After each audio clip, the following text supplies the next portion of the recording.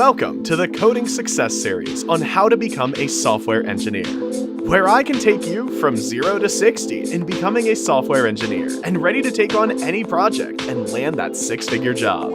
Join my channel for more tips, tricks, ideas, and tutorials on how to best leverage your time to become a developer.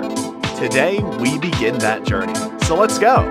By the way, if you like what you see and hear, like and subscribe so you don't miss anything on building your career as a software engineer.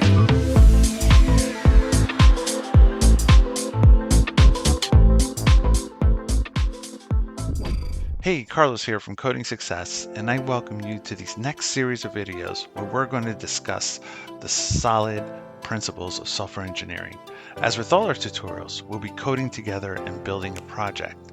Today's project will be a product inventory system with a web UI using Python and Flask. We'll be building the system step by step using the solid principles along the way to create a robust and maintainable code base. But before we get there, let's go over what solid is and what each of these letters mean, because solid is an acronym. So we'll start with the first one. S stands for Single Responsibility Principle, also known as SRP. And we'll get into the details later.